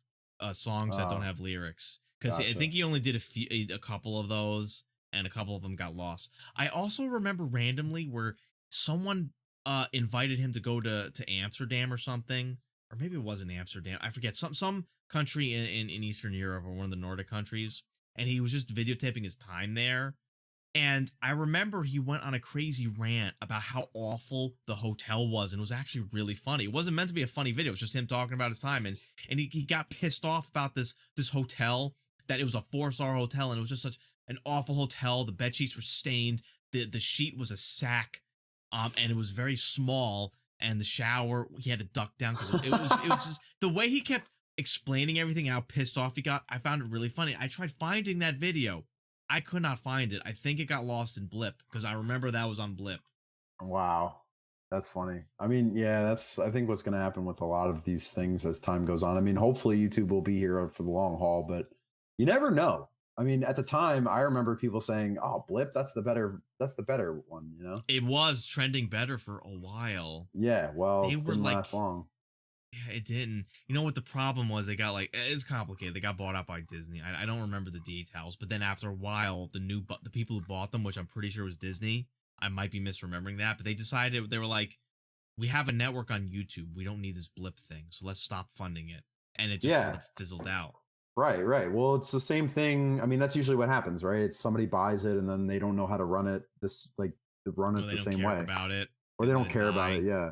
Yeah. I mean, same thing with YouTube, right? YouTube was created just as like a joke thing. It was created just to Yeah, and there was upload no way to make videos and money in the early no, days, no. But then like Google at bought it all. out and said, "Hey, we can make a mass fortune amount of money Yeah, and they made some by questionable advertising." decisions. I mean, it's you can still do enough, but it's Mhm. like you're fighting the system. It's like I have like a lot of people have a reverence towards the Wild West times of the internet where you Mhm. can do almost anything or find almost anything without worrying about getting bans or getting hit with a copyright strike. Oh yeah, Yeah. 2 notes from this very popular song. Ah, Yep. we gotta take that video down. Oh no no no no. And now it's a harder game to play. Even on Twitch, it's starting to catch up to Twitch with they added music strikes. Before they used to just mute the music in VODs. And Right. Right. the legality of copyright on a live stream is different than the legality in a video because a live stream is like a live performance. But they didn't now it's like the bots will find you, you can still get striked. So now It's crazy. that's out. I can remember so many videos in 2008, 2009 where they literally used a popular one was that Rick Roll song, right? Ah, Another one was that Slayer song. They had a Slayer song that was I very don't recall popular. that one. And they'd use it like usually you were looking up some sort of tutorial, how to do whatever, right? How to Oh, they put a lot of music, a lot of those yeah, old and they tutorials. always used loud, obnoxious music. Let the bodies hit the floor. That was in every Ah, single I don't know video. why they did that. Like Yeah. you made some. I mean, you're a content creator too, but you're too lazy to make content. But the content you Well, did make, I yeah, I you mean, I was I wouldn't say I'm an OG YouTuber, but I was no. active around 2009 through 2011. Um and I had a video with I think 1.5 million views, which is kind of cool. Um and yeah, but It was a eventually tutorial, right? no, that video was Or was it a hey, card? it was how to Uh, uh, curve a bullet in COD because there was a bullet that had curved in one of the huh? gameplays we uploaded. Really? But you got over a I had a million views bunch of there. stuff Damn. on like how to I did Yu-Gi-Oh stuff, Yu-Gi-Oh Yeah, you unboxings. were like you represented like the definitely old style of YouTuber Yeah. where like very Well, random, not very well produced, well, low well, quality. well. I was actually back then. You didn't really need an editor. Like, well, let me rephrase. Well, Editing was not as big as it is now, right? yeah, So well, people will just have their camera and they're like, hi. So here's the video, and they'll go on for like minute. I mean, yeah. I'm like pointing out the people who were able to keep it together throughout the whole video, and I give them a lot of respect. When I edit my shit, I edit it quite thoroughly. Well, yeah. For me, back in the day, I was most I was doing was Yu-Gi-Oh unboxing. So I was unboxing like Yu-Gi-Oh booster boxes. And if I messed up, I basically had to stop, delete the video, and redo the whole thing. Like start all new. I that always that sounds so inefficient to me. I Yeah. remember when when I showed you how to edit, like, because you wanted me to edit out your deaths in a gameplay of COD, and you were just so amazed that I was able Yeah. to splice and put together as if that was like some magic that was so hard to do. That was I yeah, could that's do when that I in my first started sleep. doing gaming videos. Yeah, I think I was doing Call of Duty Ghosts or something like that. And I was like, can you just edit out the deaths because it's just wasting too much time? And I was like, It makes you look. wow, that's awesome. Yeah. Oh god, that was so funny. Yeah, and now there's like and not to mention the different trends, and now we can talk about the new style of videos, the video essays. which I may or may not have made a pretty decently successful one. In the iceberg trend in like the last year, starting to go Right. down a little bit, but I'm working Yeah. on another one. My Well, it's all Mario about the Party trends. iceberg I thought was pretty good, like just being able to explain things in a very organized fashion. There's a Yeah. place for that now. I feel like that would not have took off in early YouTube. That would have been seen as like a boring, terrible video. You know, if someone made a video essay and uploaded it in like the early 2000s, no one would watch it. People would watch and say, "This is boring. This is Yeah. awful. You should leave YouTube." It's just Right. funny how Right. things change. Think about it. Everything was like 2 or 3 minutes. All videos were Yeah, short, right? it started off short, like almost Hmm. Vine or TikTok level, but Yeah. then we got longer reviews and it started to Hmm. trend to like longer videos. And I Yep. personally was a fan of that. That was like my favorite format, like longer edited videos.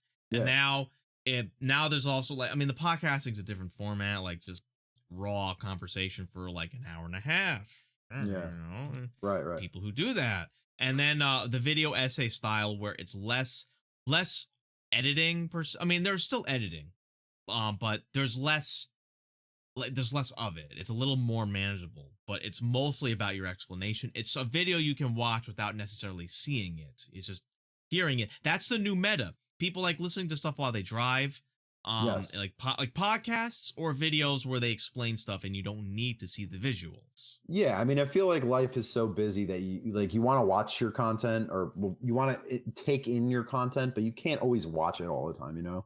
So it's great to have something where you can listen to it. And that's why I think podcasts work so Yeah. well. Yeah. Yeah, so I don't know if there's like any other thing from the past. Well, I want to bring like one quick question. And any old school content creator you think no one has really heard of that Uh may or for may not be gone? for me, I have one, but no one's ever going to know who I'm talking about. There used to be this YouTuber who was so helpful back in the day. So obviously my name, deathrow skater. I'm a skateboarder, right? And there used to be this guy, his name was Aaron L. His channel was just Aaron L. And he used to teach you how to do tricks on your skateboard. He would teach really, really well. However, he's completely Hmm. gone. His content is all deleted. He is completely like almost like he never existed. At the time, he had the most views out of any skateboard video. But You should have downloaded some of those videos for yeah, well, preservation purposes. I wish I did. I mean, that was back in the day where YouTube you were able to it had stars. Do you remember you were allowed to rate the video based Oh on my stars? god, I almost forgot. Like they Yeah. changed their thumb up, thumb down system a lot too. I forgot they Mhm. used to have a 5-star system. Yeah, it was actually out of stars. So you'd have to give them how many ever. And I don't know how they showed that. Like, how did you show how many stars the I video had? remember they showed the average. Like they'll show you That's before you probably what it clicked was. on Yeah. the stars, it would show you the average, like 4 point something average stars, Yes. 3 point something average stars. Yep. Yep. So I would always give his videos 5 stars because they were, he went in depth. They were good. They weren't long, but they were good. And it's completely gone. You cannot find anything from him. So Yeah, any that's a skateboarders, shame. they might remember what I'm talking about, but otherwise, no. But do you remember I'll anything? tell you one. I know the guy who is still around. I honestly don't know how notable he is, and I haven't really watched him recently, but I did like his older work. Phaelus. Oh my gosh, Phaelus. I remember him. I Is he thought I always his delivery I always was always entertained by his like he's super sarcastic. he's still around or no? Yeah, he is. He has a website which also aggregates some of people he knows. Oh, Phelan But Porteous. Isn't this him? yeah, that's him. His name Phaelus is a portmanteau of his first and last name. Very basic, but Oh, okay, okay. it was Well, it was easily. I remember the story he explains of how he got onto Channel Awesome, because before they used to have submissions where anyone could upload a video and then the website will randomly choose people to feature. He made a video on Mac and Me, and he got chosen to be on the site, and they sent him a message, and Phaelus didn't read the message, and he apparently had to get told in like a comment section, like, dude, you need to see your messages, and they eventually got him to see it and get him on the site properly. Oh, I thought wow. that was a pretty funny story. Like he almost missed his chance Yeah, if he didn't wow. respond promptly enough. That's crazy. I mean, you know what the thing is with some of these YouTubers, and this is definitely the case for Phaelus because I forgot I forgot about him, but I wanted to search him. I have no idea how to spell that. Phalis, like Yeah, that's figuring that another out was big thing is branding and being branding. recognizable, easy to Yeah, search. that's the People perfect don't example of CR. I actually really enjoy CR's content, but CR, if I CR is type too in, generic. yeah, it's so Yeah, generic. I yeah. type that in, you're A not gonna find it. two letter screen name. What kind of idiot would have a 2 letter screen name that's not like easily searchable? Well, I mean, no, it's true though. Like CR is you cannot find it. GK got killed is I guess that's easier to find, but GK, I don't know. I guess it can be hard, but Probably not. GK is a lot easier to find than CR. CR can mean anything. It can mean credit. It can mean like so many different things. You know what I mean? Yeah, Look, I think I just typed in CR on YouTube, and there's a car YouTuber, Doug DeMuro. That just came up. I mean, I why is think that what comes up?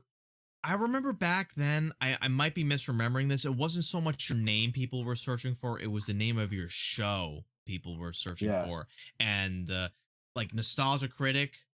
Well, that was his name, but he also had that guy with the glasses, and but the CR, I remember his show Cheap Damage was the one I looked for, and from there I found other things. Oh, and I just remembered another guy who I think he tried making a comeback. I have to look into him. Still Gaming. Do you remember Still Gaming? He had a cool gimmick. Steve. He did not have a video. He took still pictures of himself for the reactions, Oh and he would yes. he was a cool personality. I gotta look him up to see if he actually made anything recently. He took a long hiatus, and whether or not he came back, I don't know. But I remember thinking his videos were very funny as well. Yeah. I His mean, first video I saw was Fallout 3 when he first got accepted onto that guy with the glasses website or the mm, channel Awesome. And I remember really liking his style. if I type in CR cheap damage, it's pretty much all people repairing their cars. I don't know why Mm. that brings up cars, but it does. Um, Well, it's missing a one CAR, and the algorithm thinks oh you did yeah, a typo. That's Okay. probably why. So that I also have sucks there. I I don't know have if Still cheap Gaming is damage easy. When break I look up keys Still that comes up. Gaming, when I look up Still Gaming, I Hmm. tend to get a show called Still Game that was totally irrelevant, like a TV show called Still Game. But Still Gaming was one I have fond memories of. Which I don't know if you have anyone else you want to bring up, but I would like to throw it to people in the chat. We like to hear if anyone has any fond memories of content creators of the past. We might even do a call in if anyone's willing. I know it's kind of a weird night, kind of late. We ideally we're gonna do these like in the early PM, so I know it's late. But if anyone wants to call in, let me know in the chat. You got any other any anecdotes you can recall, Death Row? Um, I mean, I can remember some things that have just changed so drastically. Um, People that are not there anymore. So Smosh, everybody remembers Smosh. That was huge, very Yeah, popular channel. I was never really into them, but I liked Game Bang. Yeah, they did some interesting stuff. They're completely different now. I mean, that's not they're not even it's not even the same crew anymore. It's not, you know, it's not the same at all. One channel that I was like amazed is still around because I thought they fell off the face of the planet, but they're still around. Is I don't know if you remember Epic Mealtime. Oh yeah, actually I do. That I remember.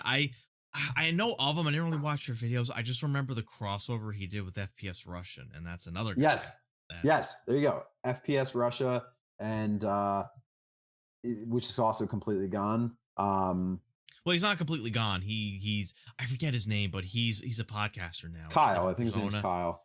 Yeah, Um, yeah. His first person Russia persona got dropped because he got hit with some federal charges and lost all of his guns, which is a shame and a fear many of us face with that sort of hobby. But yeah, yeah, yeah. he was the biggest gun YouTuber early on. Now it's Demolition Ranch. And Yeah, yeah. Demolition Ranch, I just like for the guns. I hate his skits. I'm not a fan of Demolition Ranch's skits. I always skip them because He I'm like, loves the skits. He loves the skits. and Um, he does him, and I'll just do the my thing and skip the skit and get to the gun. That's just me though. I can remember I hope he's not offended by that. It's just not for me. I'm not a fan of the skits. the early days of YouTube. I can remember the biggest YouTuber was Ray William Johnson. I don't know if you remember him. That name sounds familiar. I can't remember. He was the YouTube show where he'd take all the popular videos of the week and he'd do like, here's the top videos of the week, and he'd do like top whatever 4 or 5 videos. Kind of reminds me of Attack of the Show. They did top 5 videos of the week. Yeah, everybody was copying his style. I mean, he might have even copied his style. Tosh also did it. Tosh 2.0. Oh wait, that's that he does the Tosh. I know, because there's a ton of shows that do the Tosh thing where it's you get a video, you make some kind of comment. Yeah. Because I remember Web Soup on G4. Yeah, I don't know who started it. They could all be copying off each other. It's a very basic format, honestly. It's a basic format, yeah.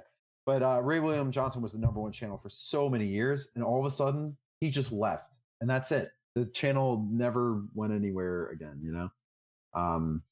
Yeah, back then it was a lot more volatile. It wasn't like a career path. These YouTubers will sometimes get like a more stable job. He was like, I gotta go. He was making money, but there was a point where he said, I don't know, I think he wanted to do something else. Like he said, this is not what he wants to do. I think he actually wanted to make music. That's true.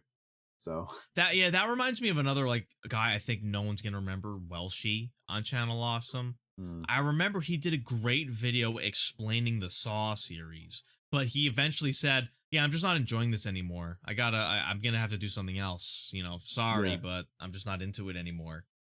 And it was cool he was upfront about it instead of just fucking disappearing off the face of the earth, which tended to happen from time to time. Right, but, exactly. And it makes you wonder if some of these like YouTubers are they dead now, or have they just disappeared? There's also other channels.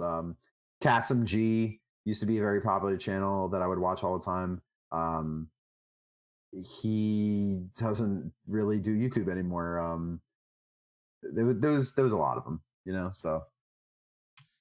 Yeah, like I remember it's like I also, for me, like I would occasionally watch videos from content creators, but I don't follow the content creator. And then I, for the life of me, try to find that video and I can't, and it drives me crazy. I did this a few times that I can remember.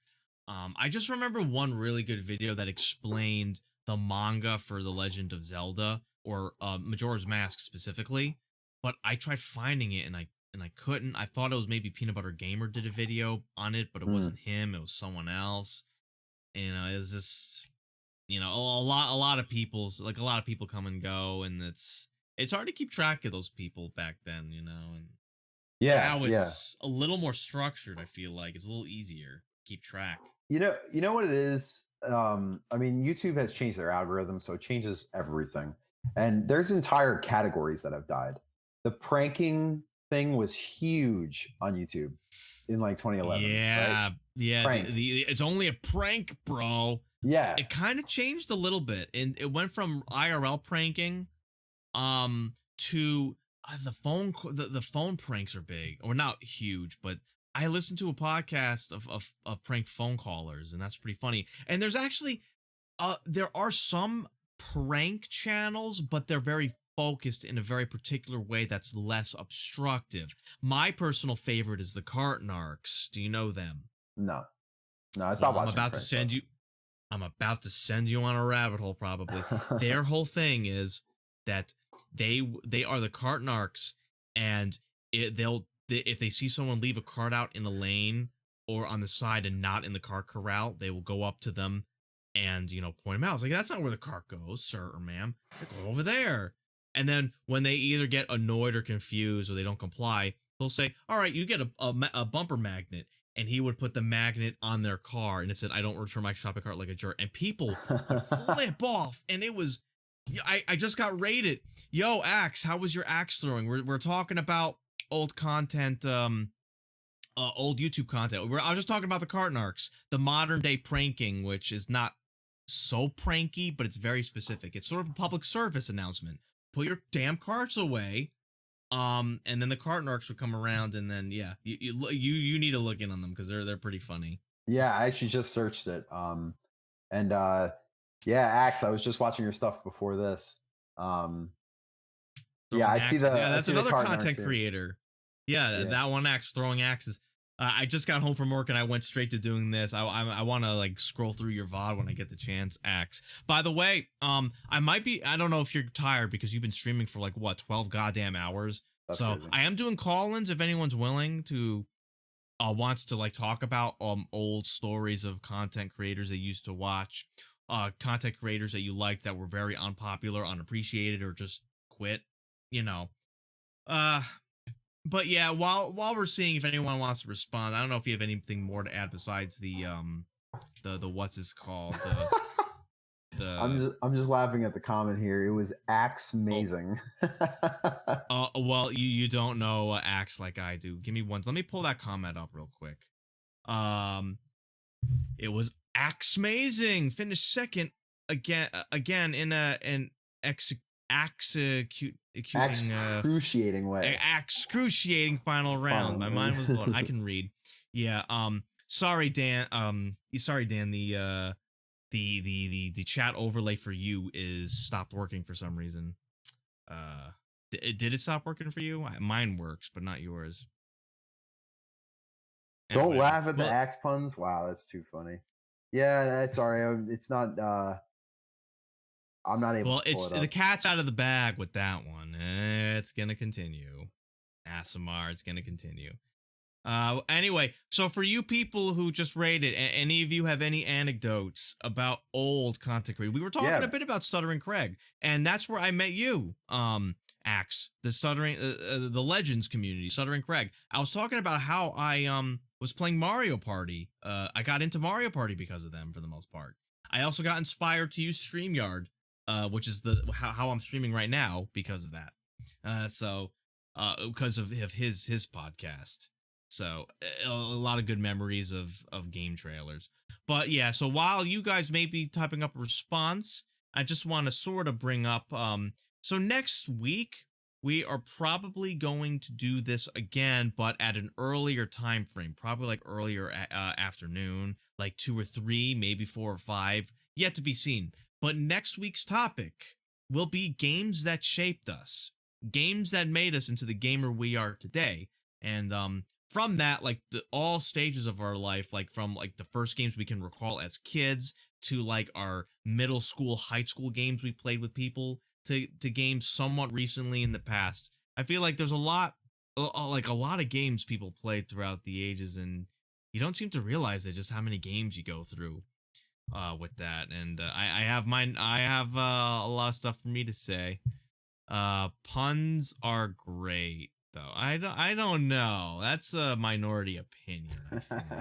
How you doing, Byron? How you doing, by the way? And let's see. Anyway, with that, I'm gonna leave the floor open if anyone wants to call in, either Axe or Byron, if you want to give any anecdotes to old school content creators or whoever inspired you before we sign off. And I know it's weird that we're doing this so late, but next week we'll be doing it earlier, and our plan is to do it every other week. And our topic is going to be next week. It's going to be the games that shaped us, but going forward, we might have more than one topic that you guys can vote on in the Discord, so you can choose.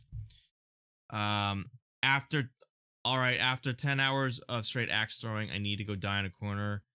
I can't wait to watch the podcast. Oh well, cool. I have to look through. That's got to be tiring. Those axes must be heavy. God damn. Being able to throw Yeah, them that's consistently. yeah. Wow, they are heavy. I did it once before. Wow. Hmm. That Anyway, sounds like a that's cool. long time. So But I'm actually looking at old like YouTubers that I used to watch, and here's another one that people might remember. Chris Perillo.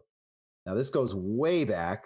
He was I'm trying to remember. he was like one of the very first um like technology content creators. At Hmm. the time he had gotten a Prius because the Prius was the most like technological car you could get. Okay, this is before Tesla and all that. I And he was a big Apple fanboy, so he got the iPhone and he had know reviewed where the you got iPhone. that from now. Well, yeah, that's back in the day. That's even before. That's like the iPhone 4 days. That's even before that, I think. iPhone 3G and 3GS. I used to repair the iPhone 4s. They sucked to repair because you had to dismantle the entire goddamn phone just to replace a screen. Not Yeah. that well designed for people who just want to do a quick repair. Oh, they're even Story worse for another now. time. Yeah, they're even worse. It's actually now. they get easier to repair. Well, I tried to repair my iPhone 12, the screen. That's like a fairly new phone. It's just last year's phone. I cracked the screen while trying to take it off. I mean, like, I don't know why Well, they got that's to make it normal. so You're hard. getting rid of the old screen. I mean, I guess, but it was You because bend it's it because and the it glue almost always breaks. It's because the glue is so strong because it has Yeah, to be the waterproof. adhesive. You Yeah, got to the put it on a adhesive. hot plate. Yeah, yeah. Anyway, a topic for another time. Workplace skills, and whatnot. Topic for another time because we got stories for days on the old Radio Shack days. Oh yeah, oh yeah. Mm. Oh, So this is my old list. Yeah, here's FPS Russia. Tweeterman 287. People might not remember him, but he used to do like the obscure. Some people had some really bad names, like not search optimized. Like, this is a terrible name. Tweeterman 287, which is he just recently came back. He only has a few followers now, but I think most of his subscriber base has passed away or just deleted their account. I don't know. Passed away. But, well, he has like 400,000 subs, but he only gets like 100 views a video. Well, yeah, if someone's been subbed for years, they don't get any notifications. That's pretty normal. So, yeah, I mean, wow, just wild going through these old YouTubers. It's crazy. They're not even, relevant anymore. It leaves a void where we can become relevant in their stead. Yeah, I guess so. Anyway, probably getting pretty close to signing off unless we have any last minute takers for the call in. I know, kind of weird doing it this late, but hopefully it'll make more sense next week when it's earlier in the afternoon.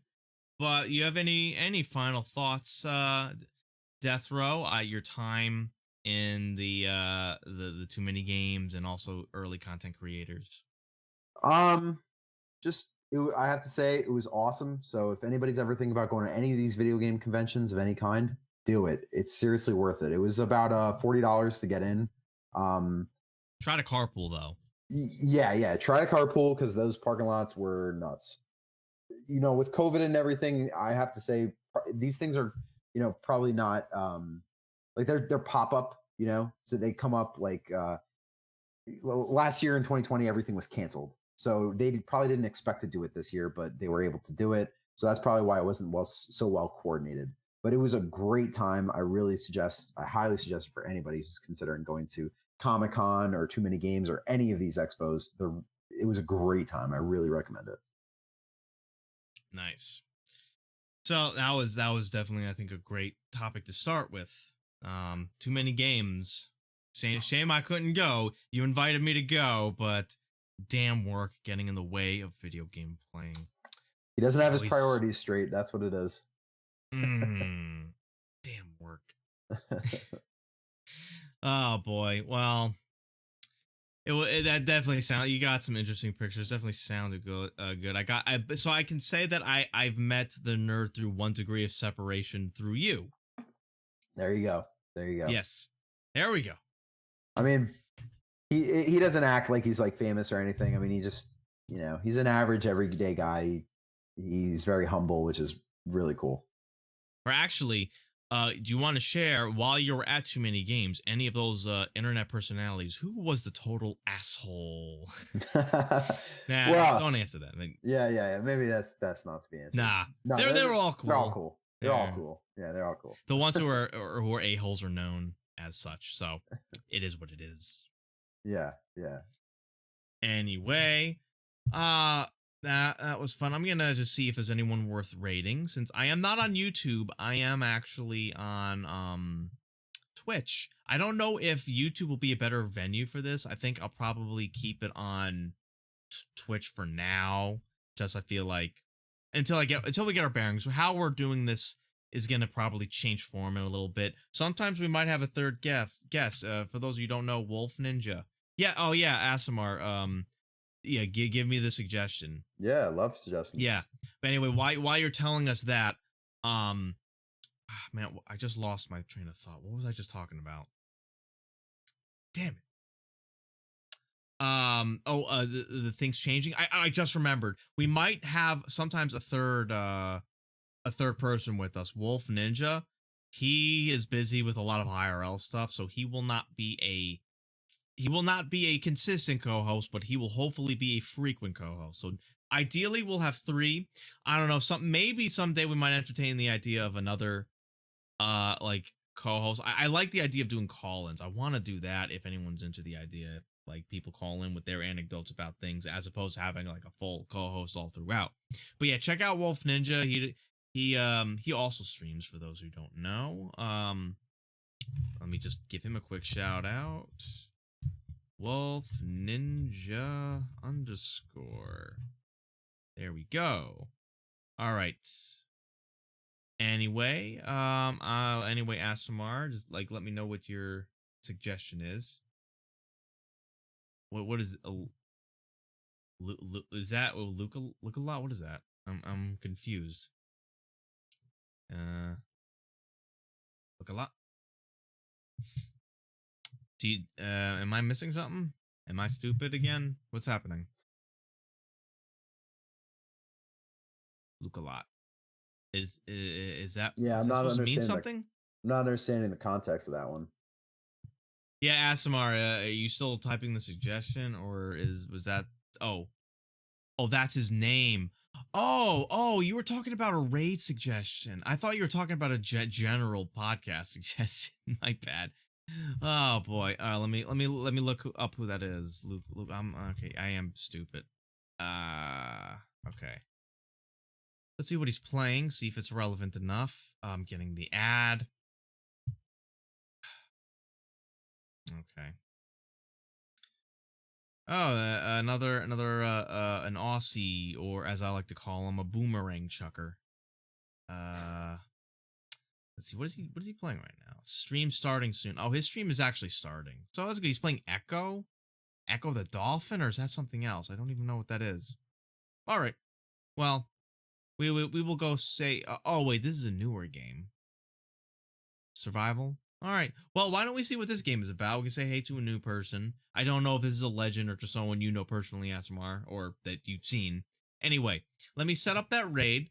I will try. I want to find a place to upload these podcasts as like audio only. Although this one we had a lot of visuals with pictures, so maybe that won't work as well. But I'm gonna try to upload this to my VOD channel. But there's an issue with connecting YouTube on Twitch for the moment. I don't know what the deal is with that. Anyway, Luke a lot. So when we get to him, tell him he got raided.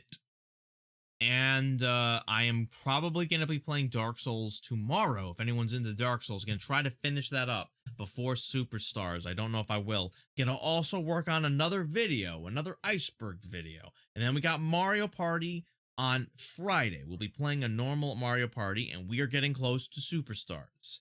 Now, Deathrow. Anything you might be planning? Well, so for those of you that don't know, I'm a very big League of Legends player, so I play a lot of that. I pretty much I so I play a lot of that during my free time, as well as so I'm a huge Xbox 360 collector. So I picked up a ton of games at Too Many Games, so I'm just enjoying the games that I had picked up. Just generic titles like Prototype 2, Burnout Paradise, BioShock 2, just miscellaneous titles that I didn't have, nothing too crazy. So just kind of playing that stuff. Well, hopefully you'll be joining us for either Mario Party or Fortune Street. Yes. So I would love to start getting into the Mario Party scene. The Fortune Street is right down my alley as well. That sounds like so much fun. So I'm down to join either of those. Cool. Well, hopefully you'll have time over a Friday and Saturday, next Friday, Saturday. Anyway, I will commence with this raid, and I will catch you all next time. Later, guys.